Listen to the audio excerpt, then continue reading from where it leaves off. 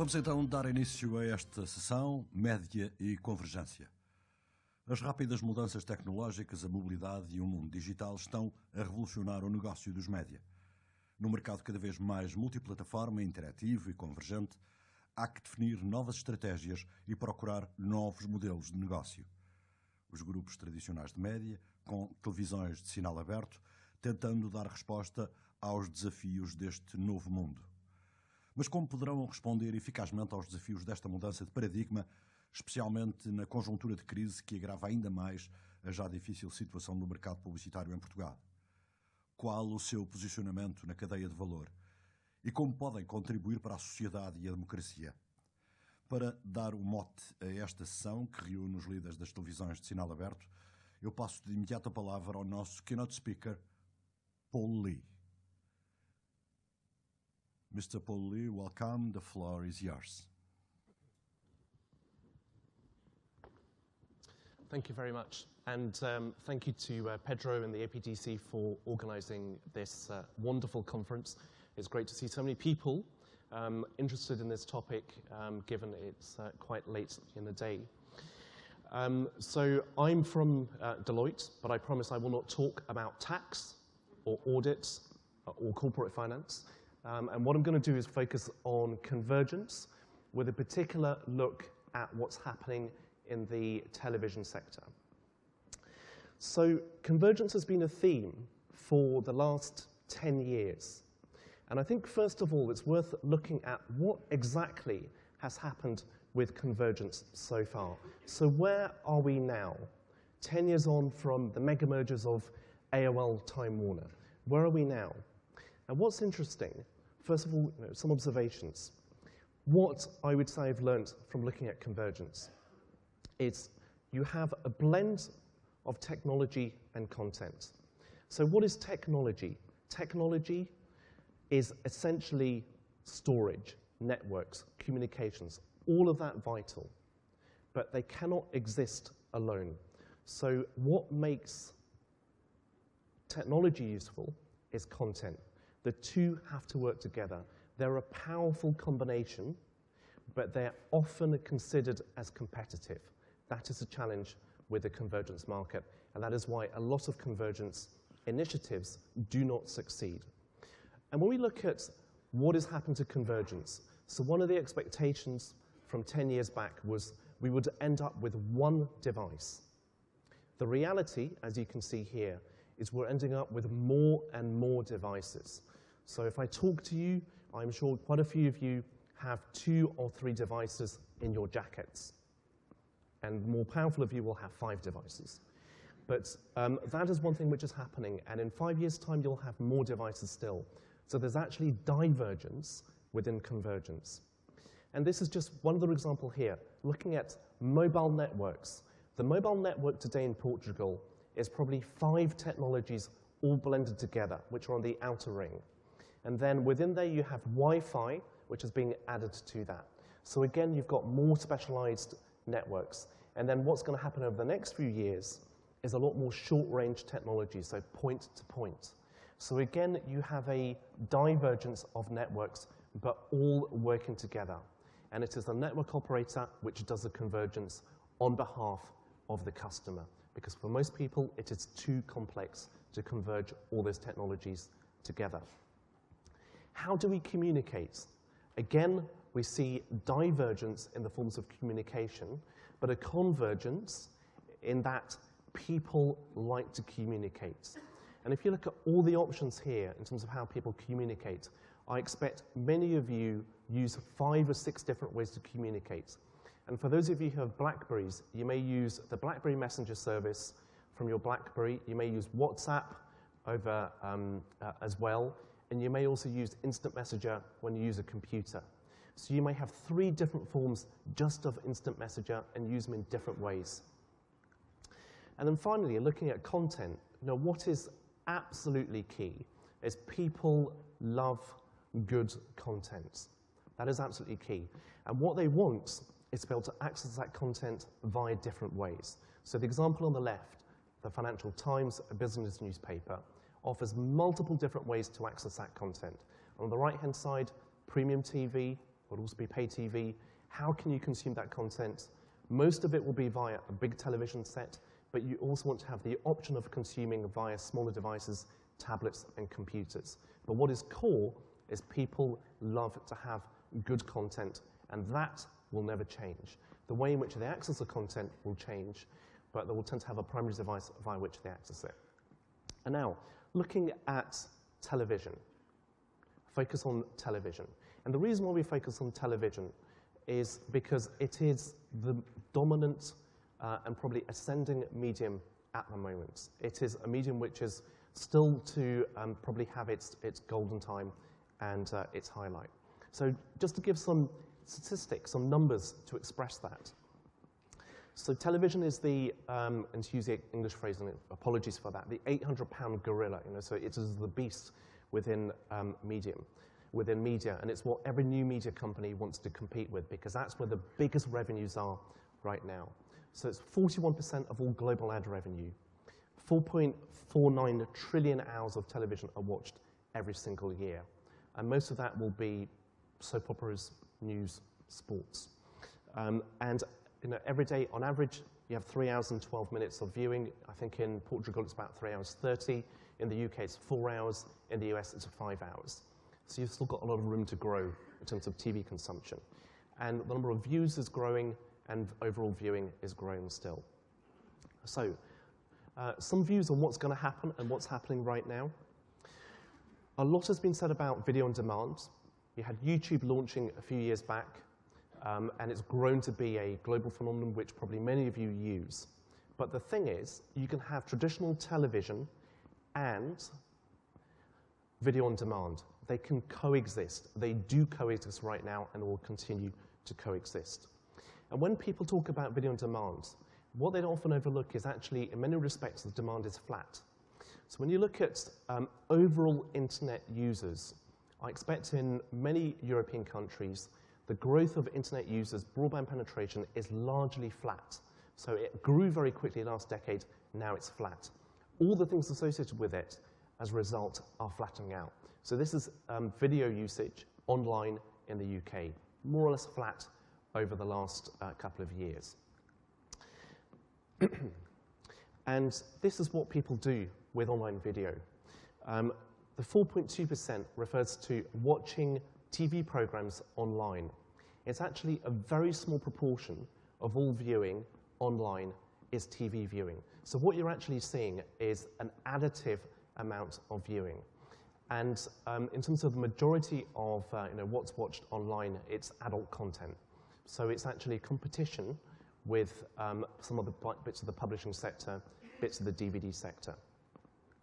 And if we look at similar data for the US, and this is from ComScore, what you can see is a similar kind of trend. So what's in red is TV programming. And the TV programming represents about 4% of all online content. And what also you should note is that when you go outside of the top 10 well-known brands of online video content, everything else is the content which is probably falls into the adult category as well.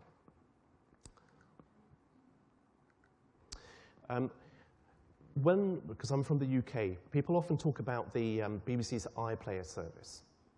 And it's grown very quickly. You can see the charts over here, fast growth over the last couple of years.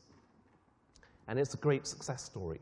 But the thing to bear in mind is, even after 3 years, an average of 2 iPlayer views happen per person every month. It is a tiny amount of all viewing. So in that time, about 30 times the amount of broadcast TV would have been watched. So broadcast TV is staying absolutely strong. Hulu is a US joint venture which is often talked about as being as a big challenge to television. You look at some of the numbers, 30 million people use Hulu. It's a big number. It's almost treble your population. But look at the next number, 260 million content streams. Is that a big number? That's less than 1 stream per month per person in the US. It is a tiny amount of viewing. It is tiny.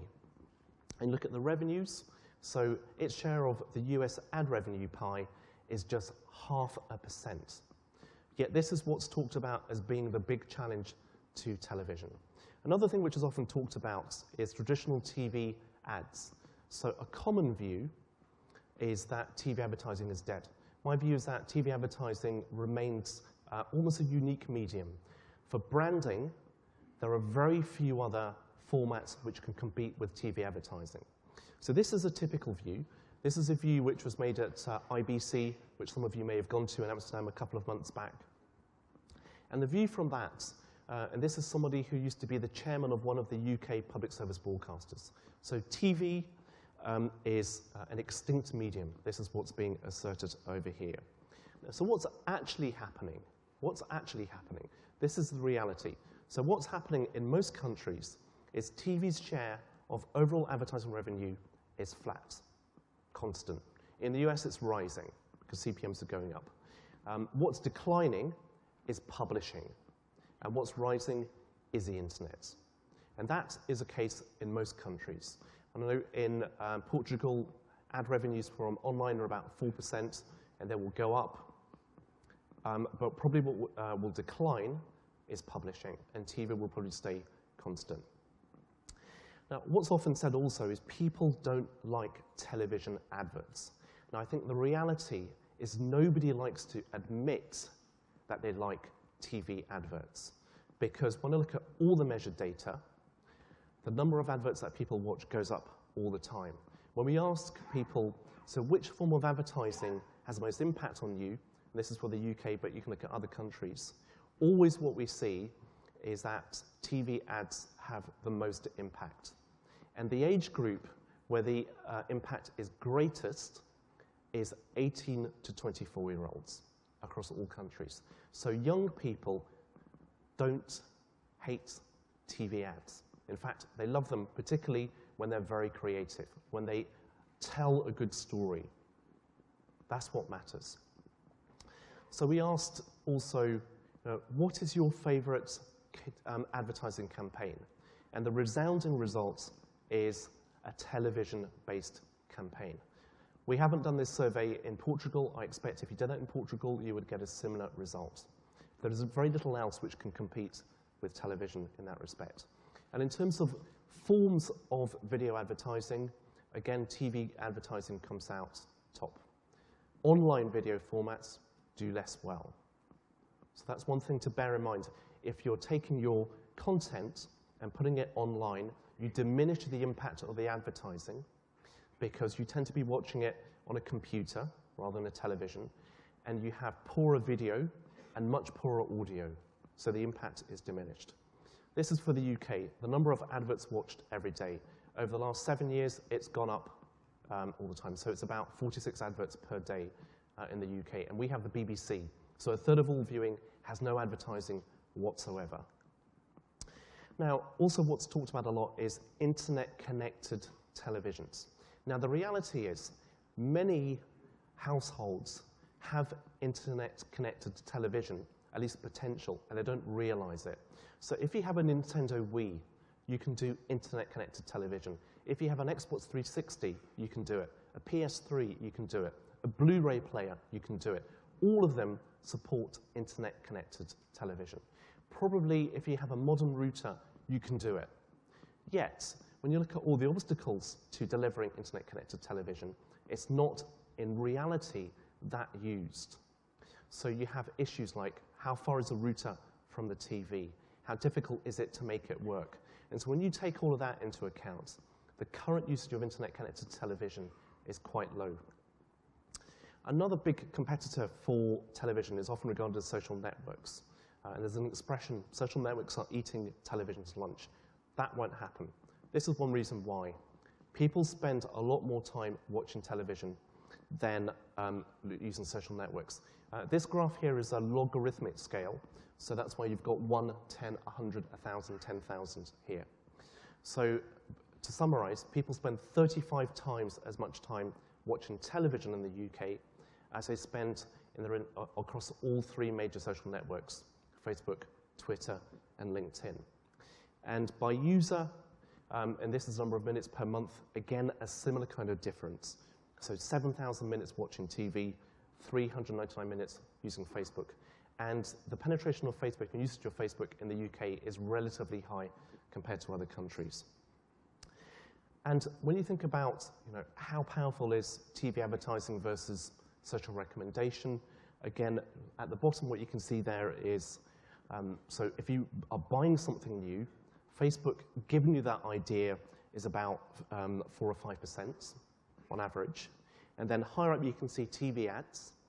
And then even higher is watching things in TV programs. Gives people strong ideas as to what new to buy. And in terms of what do people do when they're browsing and watching television, which is becoming more and more common, the number 3 item on there is shopping. So when you think about combining the power of suggestion for television, the ability to do one-click shopping on the web, which may be the device you have in your lap, and a glass of wine, you'll have lots of impulse buying, I expect. So technology alone cannot win. So technology, remember, is just an infrastructure. It's very easy to build technology or infrastructures and to have no one go to them. And if you look at some of the airports in Spain, your neighbor, you will see how building a big building for people to land planes in doesn't mean people will land planes there. This is a product which was striking fear into a lot of TV companies a year ago. So this was Google coming into television. A lot of television companies were petrified by this device. And this is a device made by Logitech, which is a Swiss peripherals manufacturer.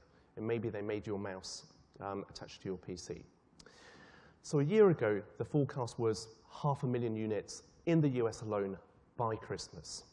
And a month later, after the launch, they said, we're upping our forecast. It's difficult to read that for the year because we're expecting demand to be that strong.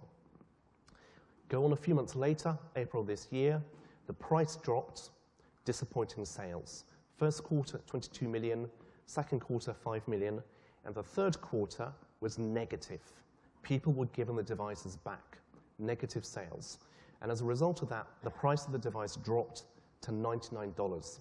So you could buy the Google TV product for $99 new or $200 secondhand. Never a good position to be in. Another thing which has been talked about a lot is PVRs, which are hard drives for video recording. So it's a bit like a video recorder, but up to date. In the UK, the penetration has hit about 50%. And with every growth in PVR penetration, TV viewing has gone up. So there is a positive correlation between PVRs and TV viewing. What do people do who have PVRs when they turn on their television? Do they go and have a look what's in their PVR first? In most cases, they go to broadcast first. That's the default behavior, going to broadcast first. One reason for that is because one thing that people do with PVRs is they record the content which they regard as aspirational, tends to be educational. So documentaries, world films, difficult content to watch if you're tired. When you're tired, at the end of the day, what you want to watch, soap operas, talent shows, and you will never tell your friends about it. It's a guilty pleasure, but that's how a lot of us work. So, in terms of conclusions, one thing which does change very quickly is technology. Remember, 60 years ago, there were 5 computers in the world. Today, I have met a lot of people who claim to have 5 computers in their jacket pockets and in their bags. So that's how quickly technology is changing. Computers are proliferating, but behavior is gradual. And 2 things about behavior you need to bear in mind. People love structure from the day they are born. A happy baby is one which has a routine, and that goes all the way through to the day we're carried out horizontally. We love structure. Another thing that we love is storytelling. And we love storytelling to be social. So if we're watching a story, we like to be watching it with other people with us. So if we make a comment about the actress in the soap opera, which tend to be negative, you want people to laugh with you. That's part of the pleasure of it, and that will never go away. So if you're at a cafe watching people in the street, it won't be to say, that's a lovely jacket. It will be the opposite, and you want people to laugh with you. And that's one of the appeals of television. There is a lot more television watch when people are together than when they're on their own. And in a converging world, which is what will happen, content will remain king.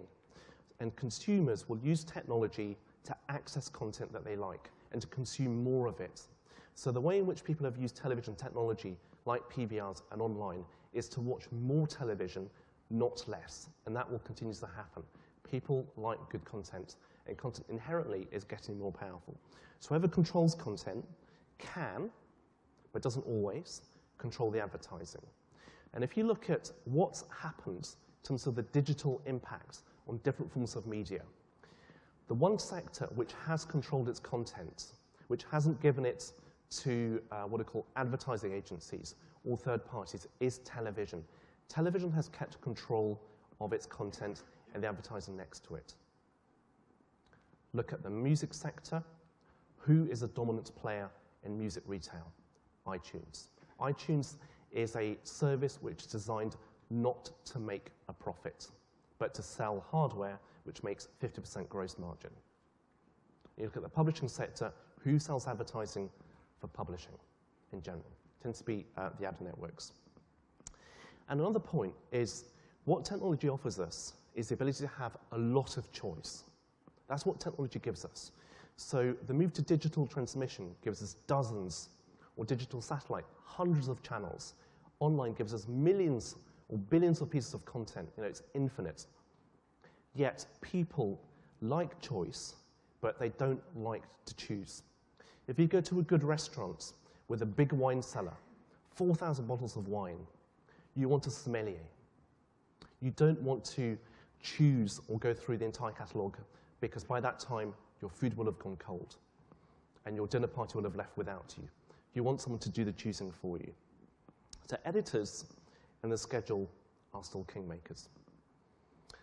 So that's the end of my presentation. Thank you very much. Okay.